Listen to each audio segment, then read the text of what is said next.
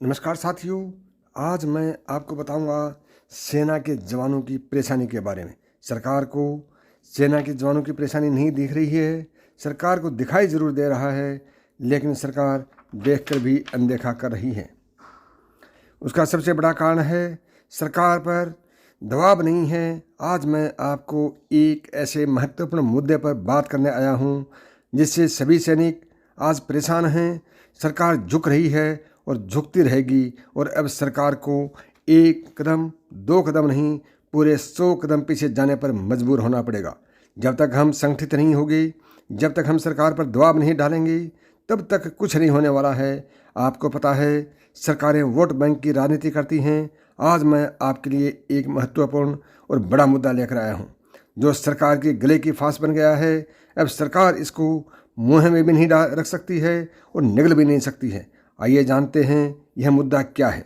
इस मुद्दे को समझने के लिए आज के वीडियो को बिना स्किप के लास्ट तक देखें। वह अभी तक आपने सैनिक अविनाश भाई आर्य चैनल को सब्सक्राइब नहीं किया है तो अभी सब्सक्राइब करें, साथ ही बेल बटन को दबाएं व आल को दबाएं ताकि मेरे आने वाले प्रत्येक वीडियो का नोटिफिकेशन आपको सबसे पहले मिले।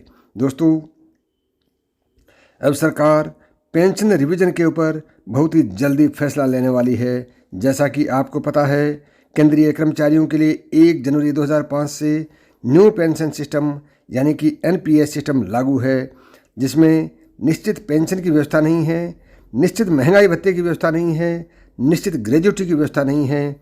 हमें एनपीएस सिस्टम के ऊपर बाजार पर निर्भर रहना पड़ता है, और इस मुद्दे को सभी विपक्षी पार्टियों ने हाथों हाथ ले लिया है। आपको पता है कुछ सरकारों ने ओल्ड पेंशन सिस्टम यानी कि ओपीएस को लागू कर दिया है। कुछ मुद्दे हमारे हैं, चाहे वह इक्वल एमएसपी का हो, चाहे वन रैंक वन पेंशन का मुद्दा हो, चाहे अग्निपथ योजना का मुद्दा हो। सबसे पहले तो मैं आपको बताता हूं कि एनपीएस सिस्टम विड्रा कहां हो रहा है। दोस्तों, सबसे पहले तो राजस्थान के मुख्यमंत्री श्री अशोक गहलोत ने एनपीएस सिस्टम को हटाकर ओल्ड पेंशन सिस्टम लागू किया। उसके बाद छत्तीसगढ़, झारखंड और तेलंगाना ने किया।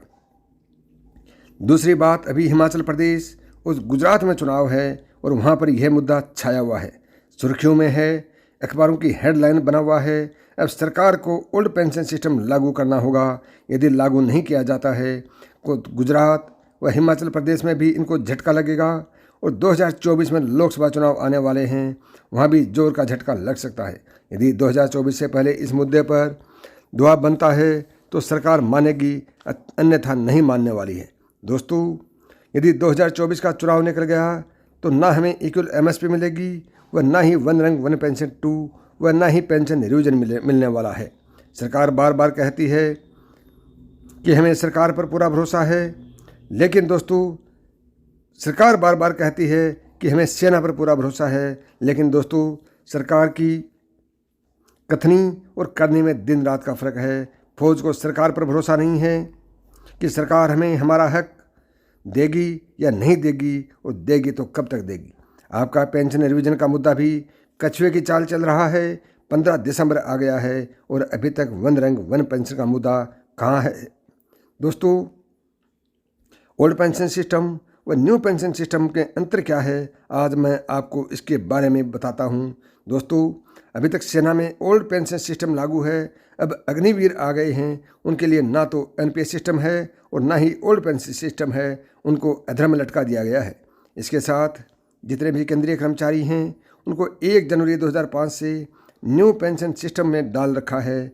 ओल्ड पेंशन सिस्टम में जिस दिन हम रिटायर होते हैं उस दिन जो हमारा वेतन होता है उसका 50% पेंशन के रूप में जीवन भर मिलता है। उस पर महंगाई भत्ता मिलता है, ग्रेजुटी मिलती है, कम्यूटेशन मिलता है।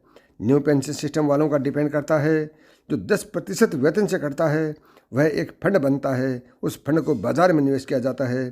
बाज़ार से जो पैसा मिलेगा वह आपको पेंशन के रूप में मिलेगा। बाज़ार में इन्वेस्ट किए हुए पैसे से आपको ग्रेजुटी मिलेगी। यह हमें निश्चित नहीं है कि हमें कितनी पेंशन मिलेगी, और आपकी महंगाई में, आज की महंगाई में एक कर्मचारी को इतनी लंबी सेवा करने के बाद पेंशन नहीं मिलेगी तो दोस्तों कैसे काम चलेगा। दोस्तों, यह थी आज की ताज़ा अपडेट।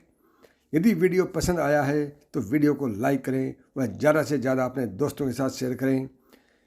और अभी तक आपने सैनिक अवेयरनेस बाई आर चैनल को सब्सक्राइब नहीं किया है तो अभी सब्सक्राइब करें। अगले नए वीडियो के साथ फिर मिलेंगे, तब तक नमस्कार दोस्तों, थैंक यू, जय हिंद।